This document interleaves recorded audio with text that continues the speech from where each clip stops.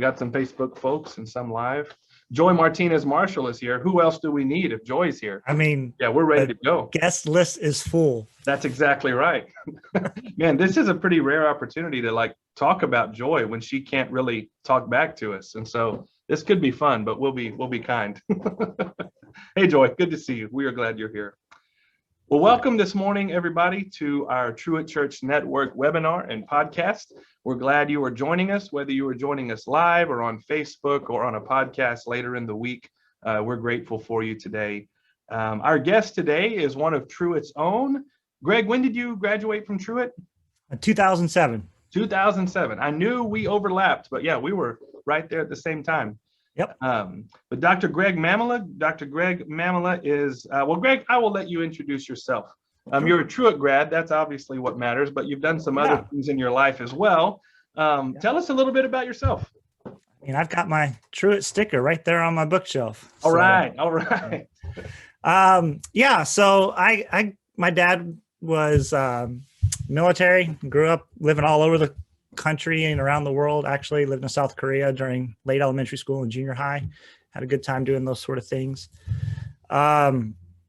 And so that was kind of my family roots were kind of rooted in that experience. Went to college at Williams Baptist College in northern Arkansas. A couple of other Truett alumni and I kind of all migrated in the early 2000s down to Truett. Had a good experience there. And then I went to Truett from 2004 to 2007, got my master's of divinity degree because basically I was told that without one, you're just a highly educated volunteer in the church. And but it was a great experience, broadened me theologically, certainly academically, and helped me really see the larger church, not just the small version of the church that I had seen growing up. And so that was kind of a cool experience. Yeah. And then after seminary, I got a job at First Baptist Church in North Platte, Nebraska as the associate pastor, serving with Tom Wiles and his son, John Wiles and Amy Wiles are also Truett alumni. Yeah. And then Tom had gotten a master's degree from Baylor. So that was kind of the connection. Like, how does somebody from Truett end up in Nebraska is because there were some Baylor connections there, and became his associate executive minister immediately after graduation, and was there about 5 years. And then in 2010, we got a new executive minister for our region. And then in 2011, they began a search process for a new associate exec, and was asked to apply to that. And it's worked out pretty well. I got the position. So I currently am the associate executive minister and region missionary for the American Baptist Churches of Nebraska, which makes for a really, really cool business card. But really just 3 inches long. Yeah. Yeah. I mean, it looks very cool. But I basically work for the churches. I resource them. I do all kinds of stuff to help the local church be the best community that it can be in its context. And that's really where my heart is to help each local church be the hands and feet of Christ in their space in the way that God's leading them. And so that includes pastor placement, conflict transformation. I do clergy workshops a couple times a year, either leading them myself or organizing them and bringing in outside speakers, and a variety of other things the local church needs, discipleship kind of resources. And then I don't even remember now, I graduated in 2018 from Northern Seminary with my doctor of ministry in Jewish context of the New Testament with Dr. Scott McKnight. Had a great time doing that, and it really stretched me immensely. And that's kind of where I am now. I've been here at the region since, like I said, 2012, and 14 years in Nebraska total. That's great. And I know from Truett's angle, you and I have reconnected since I came back to Truett and you're in your role. And we've just been very appreciative of you and Robin and others within American Baptist Life that have come to us to recruit some of our students looking to pastor, looking to serve. And I think we have two at least that I know of in Nebraska right now. Joy Martinez Marshall's at Lincoln, the first Lincoln, Nebraska, if I have that right, and Taylor Shippey at First Baptist Gibbon, Nebraska. And so we're thankful to also Caleb Lind is okay. pastor of First Baptist Church in Norfolk. Okay, see, I missed some. And so and then myself. So we're 4 for sure, and always looking to add more. No, it's been great opportunities. So we're thankful for that partnership as we, Truett seeks to grow our partnership with American Baptists across the country. That's been fruitful there in Nebraska. We hope it continues. And we're thankful for any of our alumni, but certainly you, Greg, for coming back to us and saying, hey, send some more folks our way, because we're appreciative. Yeah. And, American Baptist is, I mean, people can look up how they're distinct within the Baptist family, but very small family. And so we've actually also helped Truett connect with other regions. So not just Nebraska, but there are Truett alumni all over American Baptist life. And I'm glad to help build those bridges any way I can. That's great. Well, we're appreciative. Well, today we're here because Greg has written a book called Table Life, if you can see it there, an invitation to everyday discipleship. An excellent author doing these podcasts and webinars. For those listening and not watching, he's got Table Life strategically positioned behind him to be seen. So we'll talk about the book in a minute, but just tell us a little bit. I know this kind of flowed from a lot of your doctoral work and your project that you did. What led you to write, kind of study discipleship? I know you said your focus was on Jewish context of the New Testament. This flows from that, but is also perhaps a little different. Just kind of tell us how you got interested in this and how it came to be. Yeah, I mean, I think the genesis of it, I always give credit to my mom, because she was a big time person of bringing everybody in the family to the table. And then she also hosted when, like I was saying before, we were a military family traveling all over the world. We would always host people who couldn't be with family for major holidays. And so that idea of hospitality and welcoming people to the table was very formative. The next person I blame for all of this is Alan Roxburgh, actually. We American Baptists were doing some work with him in a program called Transformed by the Spirit. I went to one of his workshops and taught me about dwelling in the Word as a Lectio Divina kind of formation practice. But then he had a friend there who talked about trying to get to know his neighbors a little bit better. And part of that conversation included sitting in the front of his house and getting to know people. And I was mad at him when it was over because I felt convicted. And I didn't want to sit in the front of my house. I like my backyard. It's safe. It's comfortable. It's where I played wiffle ball. But I felt this challenge to try and get to know my community a little better. And so I had just taken this role, transitioned from local church pastoral type ministry to now working with lots of different congregations. And I was trying to figure out, how do I connect? I've always been connected to the local church by being a staff person.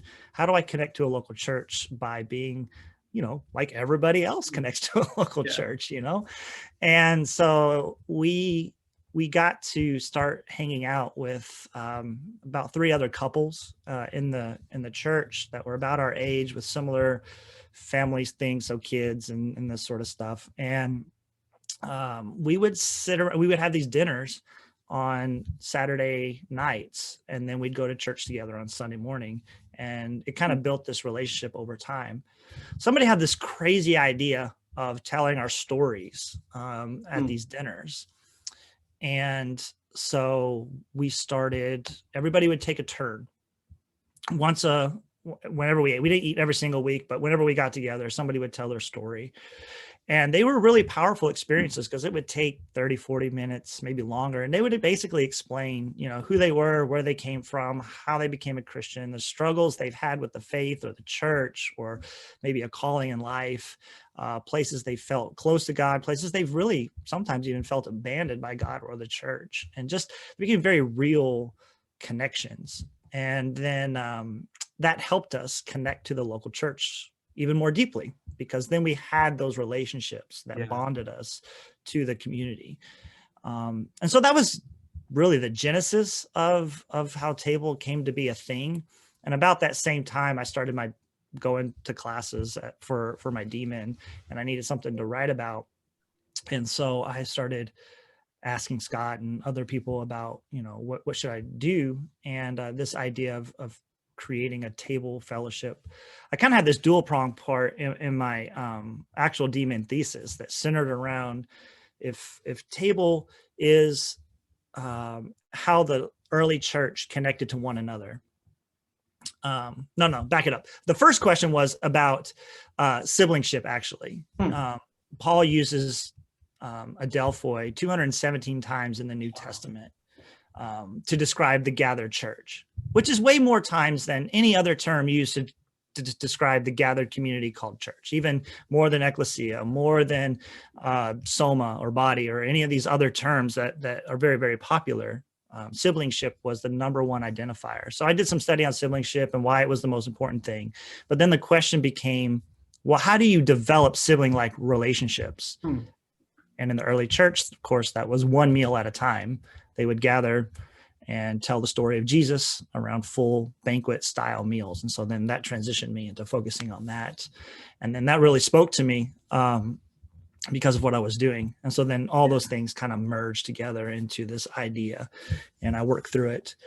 A little bit about that same time, I also moved to a new neighborhood and started, I bought a $10 plastic chair from Walmart, put it in my driveway, and got to know my neighbors. And that has changed my life. I've had everybody just about within line of sight of my driveway in my house for dinner now, in my neighborhood. And it's that's a second avenue of how table has shaped me. And so it's both the local church, but also it's very practical for just like neighborhood or workplace type relationships.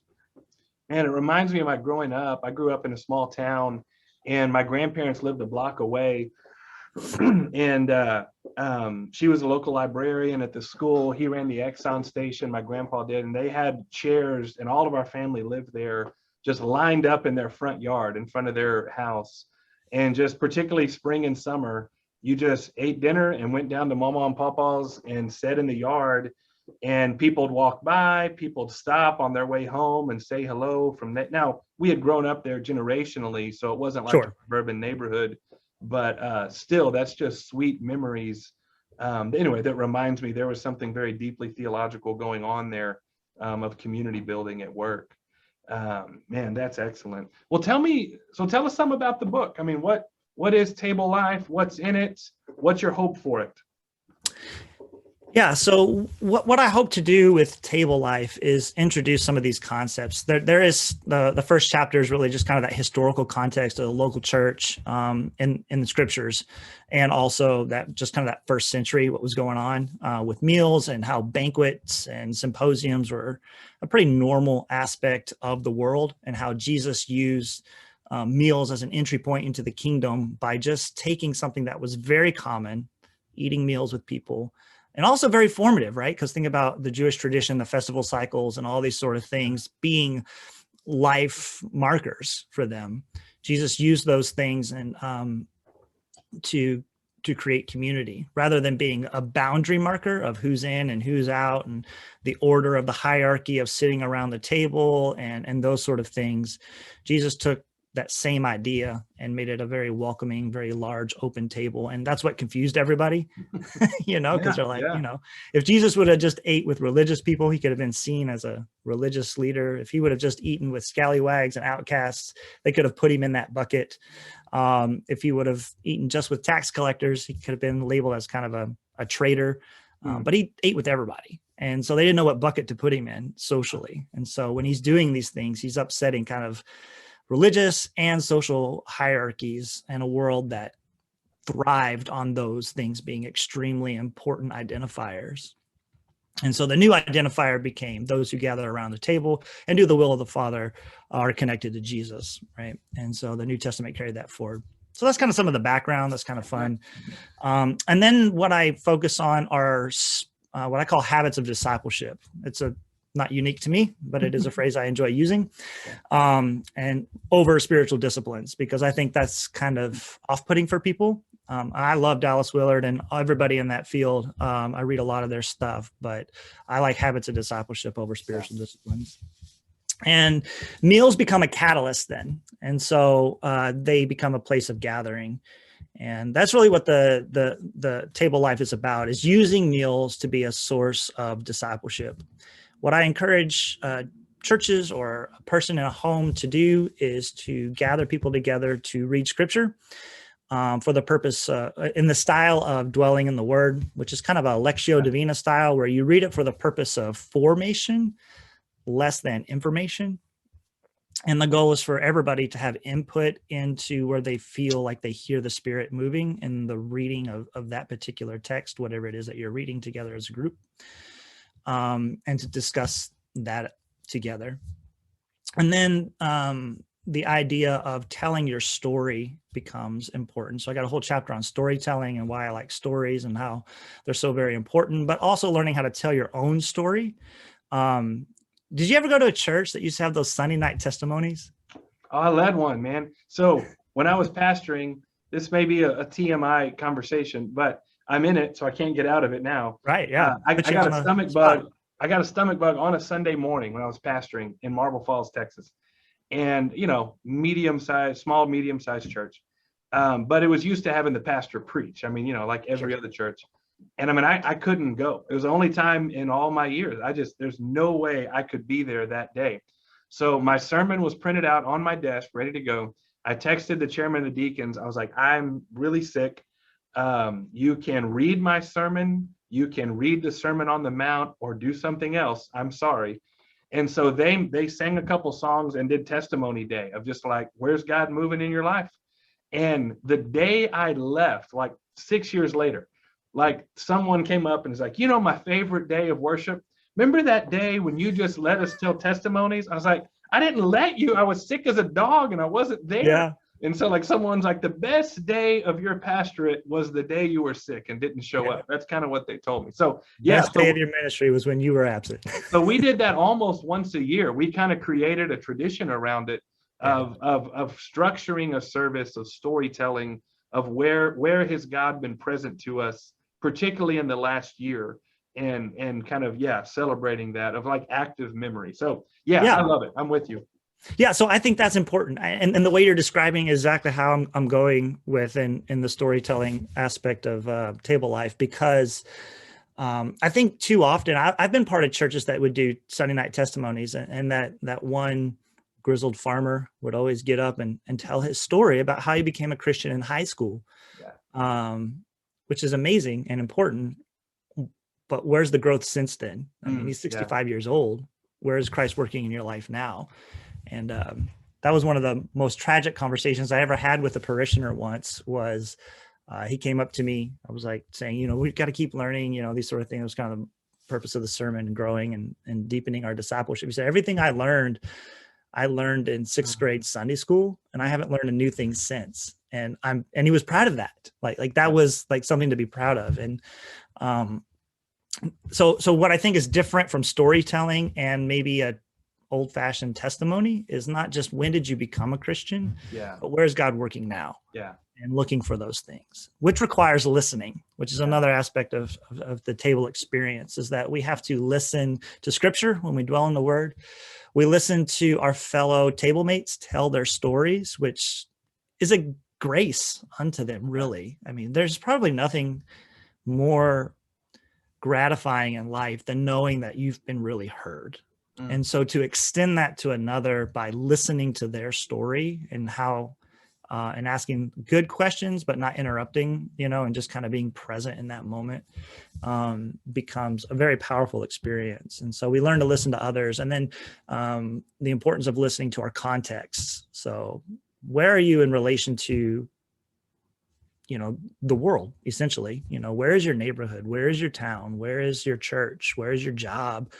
And how do you engage with those things? So learning to listen to all those spaces informs one another, because that then informs, of course, how you interpret scripture. Context matters, right? And your life experience matters. That when you read texts that tell you about how God is always there for you, and yet you felt like maybe it hasn't been the case, or places in the scriptures where, there's these weird gender stories and you're not fitting in, how do you hear that? And so that's important. So learning to listen. And then the big one for me is communion. You know, the whole thing about retelling the story of Jesus through communion kind of summarizes the whole table experience, because you listen again to scripture, right? Because that's part of the communion experience. You hear the story again, you look for the presence of God, but then you share in the body and the blood. And I think, you know, I'm a good Baptist. I'm not, you know, I don't think it's the actual body and blood, but I do feel like something is there. Something is happening when we gather where Jesus is host. And I think those are precious moments. And so that's the big challenge, I think, for a lot of people, is taking communion in the home, even for Baptists who really do believe in the priesthood of the believer, and that anybody can lead communion at any time and participate in it, even alone in your own home. Taking it not in a sanctuary kind of rattles people. Yeah. And so, and then also leading it, like maybe you've taken it every first Sunday of the month for 45 years, but you've never led communion. And then suddenly you're doing it in your home with fellow diners. That can be a stretch. And so what the book also does is then create how-tos. There's an appendix in the back about how to do all of these things, how to do a dwelling exercise, how to do what scriptures that are a good place to start with dwelling in the word, and how to do them, and then how to lead a communion experience. It's got a little liturgy there that people can follow, so it's a little less stressful. And then how to craft your own story is in there. And then there's also kind of a covenant of just like, we're listening to people's deepest kind of spiritual journeys. And it's just kind of a way of saying, you know, let's not go gossiping about this later, because it's being vulnerable requires trust. And so, man, this is great. So it's really modeled on that New Testament model, what in Acts 2, of sort of what they did when they gathered. Yeah, absolutely. You prayed, you read scripture, you listened to teaching, which might be the storytelling component, and you ate together and you took communion together. And they're full meals. I mean, that's the thing like, the idea of like a thimble of Welch's and a Baptist chiclet, you know, that didn't happen until like the 3rd century, you know, when, you know, the church became the dominant part of the culture. And so they had to figure out how to get hundreds of people access to the bread and the cup. And so they came up with our modern version, at least how the church has practiced communion. But it used to be around full banquet meals. And so that's kind of the model you have. Communion isn't a separate thing you do at the end after the meal. It is like the blessing of the meal and the experience of it together. The whole meal is the body of Christ and the blood of Christ. And exactly. Man, that's intriguing. So we've talked about a couple things. Kind of part of it was reaching out to neighbors, which is sort of a mission evangelism focus. We've also kind of what you're talking about, though, is just discipleship, which I know those aren't clearly differentiated lines. They shouldn't be anyway. So as you've practiced this, do you see it more working like for small groups, Sunday schools, kind of church people together to deepen their experience together? Or has it worked better as gather your neighbors for this type of gathering together? How have you seen it work in different groups? Because I could see those work very differently. The comfort level of those would be very different, I think. I think the approach is I mean, I do both, right? So that's, for me, the answer is yes. You know, have I seen it? I've seen it. Yes, of course, both. But the original, like the project, let's say, going all the way back before Table Life was a book, was for the local church.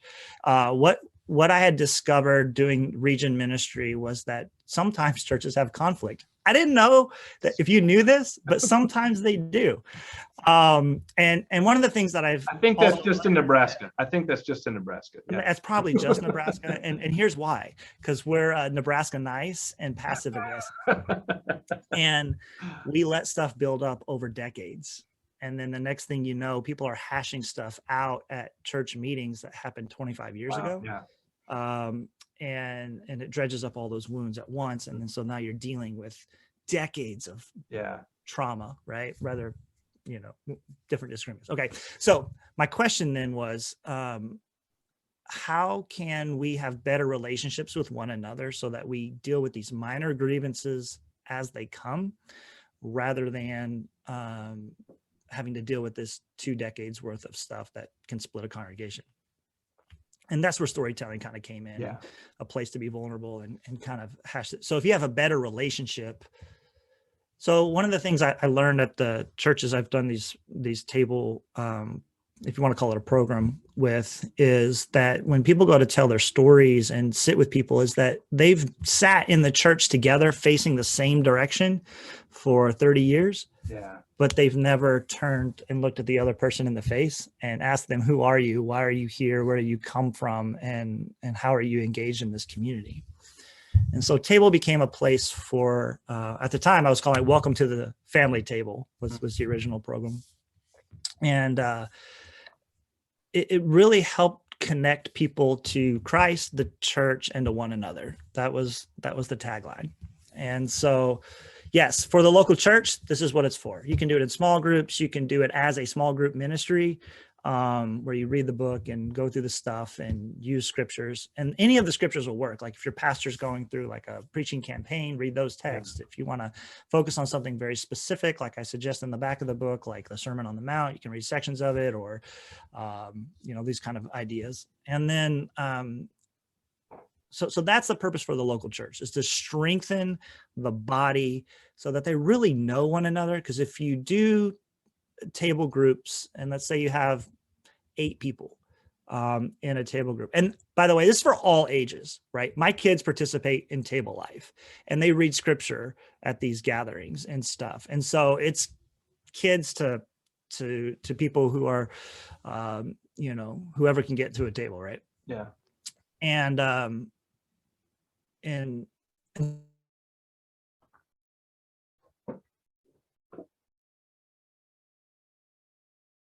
they can then discern as a community, right? I think that's the discipleship side of it, that we do a lot of good work with personal discipleship in curriculum, right? But I also think that sometimes we tend to say the best disciple of Jesus is the person who knows the most about the Bible, not necessarily the person who lives out the way of Jesus best. Yeah. And so then, and also with that individual discipleship, I'm becoming a deeper follower of Jesus. What I want to see is whole churches be a discipleship unit, right? A discipled body of believers as a community. And so that's what Table does for the local church. For the neighborhood experience, the trick is not to do bait and switch, right? Is be honest. Why are you meeting your neighbors? And you can start out with just dinner, just hearing them, getting to know them. Why did you move to the neighborhood? Why are you here? This is why we're here. Where'd you come from? Those normal get to know you conversations. But at some point, if you want to use it as evangelism, you need to tell them, all right, tonight I'm going to invite you to dinner, but I want to tell you about my faith journey, right? So that they're not coming in and then getting like Amwayed, right? And so they know what they're getting into. And sometimes it just happens naturally. You tell your story. And if you're a follower of Jesus, that's going to be part of your story. What I've discovered in my neighborhood as far as evangelism goes and discipleship is that I've become a place for people to enter into discipleship. Because when Sunday morning happened before COVID, my car and one other car were the only ones moving in my street. Yeah. And now people call me and talk to me. They call me PG, Pastor Greg, in my neighborhood. And that's cool because, they know that about me. Yeah. But they also know I'm very human. And so they get to see all those sides. And I think that's cool. It's like, I'm not some kind of like pedestal pastor to them. I'm a neighbor who follows Jesus, and they know that. It's very clear and obvious. And so that becomes a space for me to share when needed. And sometimes as they're going through grief and pain, they call me and we talk about it and I pray for them. And that's been kind of the entry point for them, I think, to either reconsider the church if they've left. Some of them in my neighborhood are like that, former church, and some maybe never have been part of one. Yeah. So this becomes a place for them to say, hey, if Christians are like that, that's not too bad. That's pretty normal. Well, that's really helpful to know. I mean, I just am pretty resistant and allergic now to the term program, as I think many of us are, of a prepackaged box you received and unloaded. So it's more of a theology and an approach that in its fullness might be this, but you take people where they are. And the important part is getting around, looking at one another, investing in a relationship together through some intentional time, and figuring out the comfortable way, wherever your audience happens to be. One of the things I'm increasingly interested in is how even small groups so often are aimed at supporting the Sunday big service, right? So even we do some bait and switches even with ourselves, and how like or what I might call like a micro expression of church, which is what we might refer to this, a table group, a table life group, something like that. What a church would look like if most is aimed to create those sort of conversations and discipleship experiences that build one another, and your Sunday morning experience becomes more about mission, vision together, going to serve. I feel sometimes we might have our importances inverted. and I just love this idea of something that anyone can do. We did it a lot in our church in various ways. What we would do as a question is we did a series of questions on why did you come, as we were trying to figure out who we were as a church and rediscover some things. We would get together over dessert in neighborhoods and ask one or two key questions at a time that got people telling their stories. And man, it was just transformative. And we realized more and more that, as you write in your book, and as you said, the table is the symbol for Christian living that we are really given by Jesus. Is this foot washing and the table are two of how we're supposed to live together. And so often we get away from that. So give us some stories. How has this gone well, where you've seen it work well? I mean, you've told us some of yours in your neighborhood. Yeah. So at the church level, the congregation congregations that I've worked with, the big thing for them is been that, oh man, I've really gotten to know my fellow congregants. And then it's also become this. So I keep talking about discipleship because it's so important, is that these are foundational life disciplines, right? The listening and discerning with others, right? In a world full of division where we don't listen well, we come with pre-packaged ideas and conclusions to a conversation. To sit with somebody at a table and hear their life and hear that nuance is a growth experience for us. But learning to listen and learning to discern as a community, I think, has been huge for our churches, because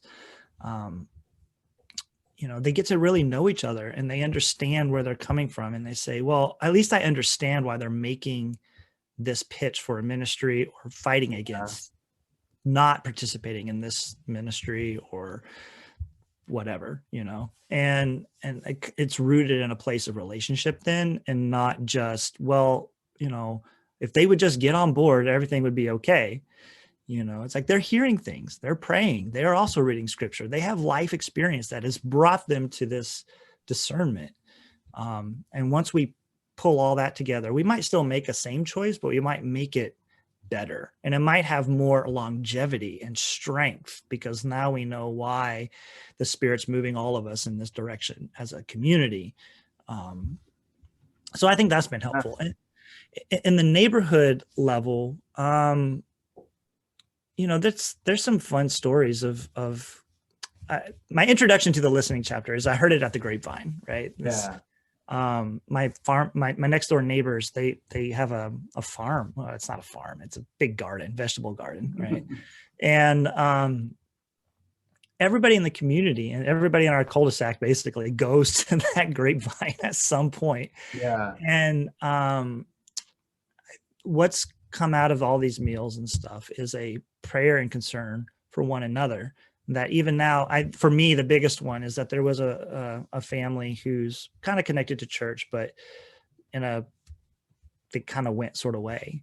But now they're praying for other people in the neighborhood. And so they're deepening their discipleship. And then we've recently had one of my neighbors' mother-in-law passed away, and he got his family to Mexico and back in order to participate in that funeral and those sort of things. And we were all there to help support him and the family, because we would have not known that was happening if you're just going in and pushing your garage door button every day. But because we're in relationship with one another, we knew that was happening. We could come alongside the family and support them both with prayer and encouragement, and going over and visiting with them, and then also a little bit of financial support to get them there and back. And so none of that's church, right? I mean, that's church. That's community happening at the end of our street together. And we are bearing witness to the fellowship of and the presence of Christ by doing those sort of things together. And honoring the Spirit's movement in your neighborhood, right? That the Spirit has preceded you there, creating relationships and trusting the Spirit will do what the Spirit will do. And I'm sure that's the scary part of this for some, is you lose a lot of control when you just sort of sit down at a table and open it up. What do you think? What are you sharing? But it's very slow. I mean, I have not planted a church in my hometown, but I feel like it's church every time I pull into my driveway. I mean, there's a community there. And I don't know that, other than two families, I don't know many of them have reconnected to a local congregation.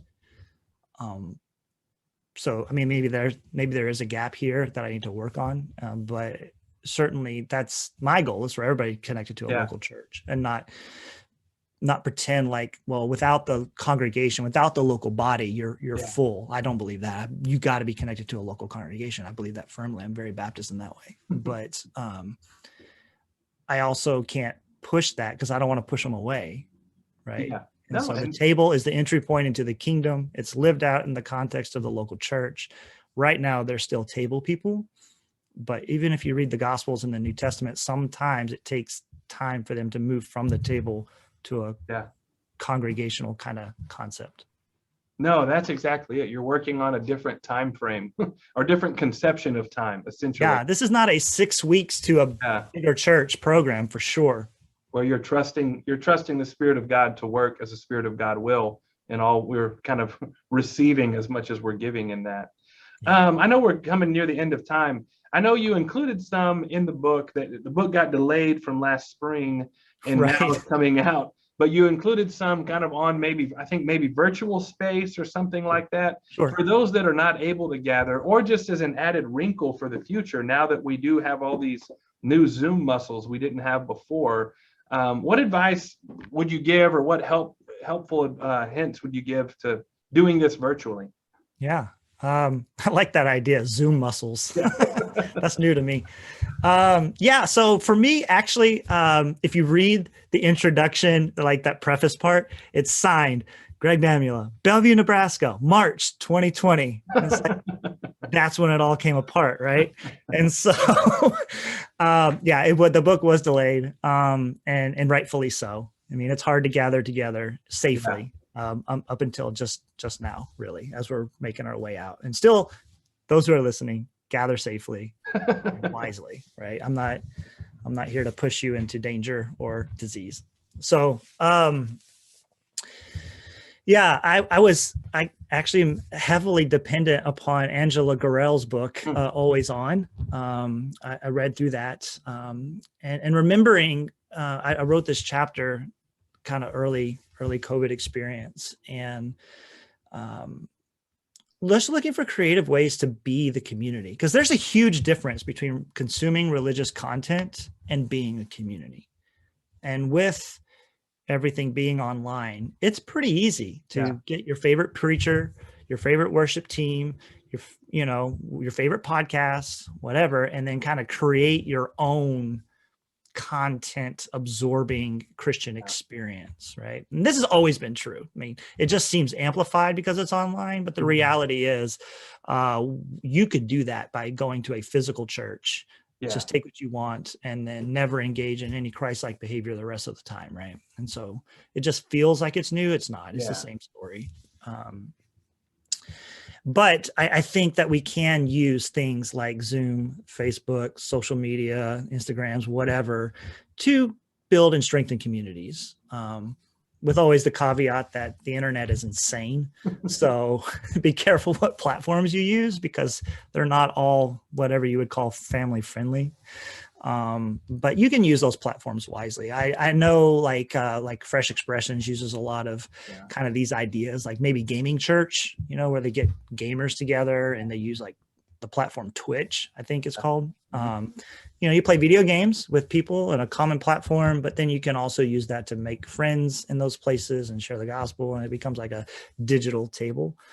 The same for all these other things. You can practice all these experiences, this listening, this dwelling, you can do that online. And some of the platforms are more friendly to maybe the specific disciplines that are mentioned in Table Life, but there are other spiritual disciplines that we need to practice online. Like good, honest conversation, good, honest listening. And then, extend that Christ likeness into these platforms, because I think for some reason, when we get a screen between us and the conversation, we suddenly feel like we can do things and say things we would not say to somebody if their physical presence was before us. Learning to extend that grace into these digital platforms, I think that's a huge major Christian discipline that we need to practice, especially as North Americans in our context at this time.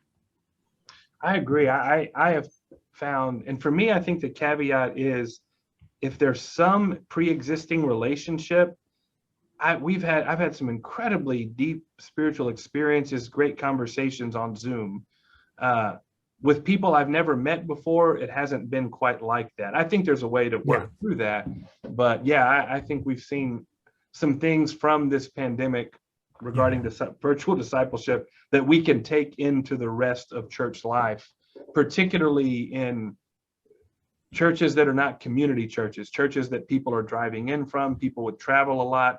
There's a lot of possibility to engage differently, and even to start new relationships. That's helpful, but that's really helpful.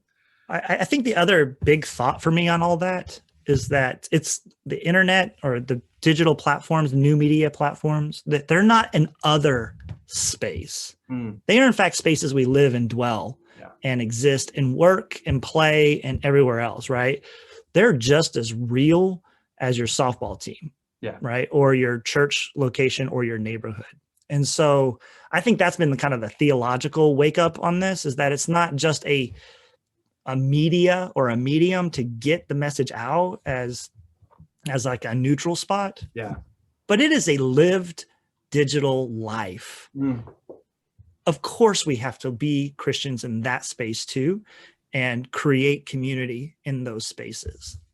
And so that's kind of the stretch. And I think that's one of the things that our Zoom muscles are going to help us accomplish. I'm hopeful. Well, y'all, for those that are listening that can't see, the book is Table Life, an Invitation to Everyday Discipleship. Can be found on Amazon. I think it's available on Kindle now, and the paperback will be out very soon. Is that right? It's all out now. It's officially live. I'm so excited. Okay, excellent. Oh, it's a lot of hard work and a lot of good ministry, and I'm excited to see where that will go. It sounds like it's great for leaders, but also very, very practical to help others follow this, whether your whole church does it or you want to do this in your neighborhood. Greg, would you have we asked this of all of our guests, a final benediction, a final blessing you might offer for those watching and listening today? Yeah, I mean, I'll just do one more promo, is that if you want to learn more about the book, you can go to table-life.org. And there's all the links to all the distributors that are carrying the book, and then ways to contact me.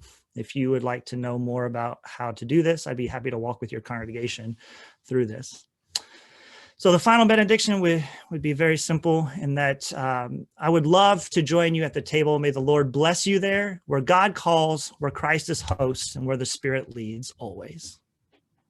Greg, I've been thankful to reconnect with you the past few years and work with you. I'm thankful for this book and the conversation today, friend. Thank you for taking the time. Thank you so much. I'm glad to be here. All right, have a great day. Bye, y'all. You too.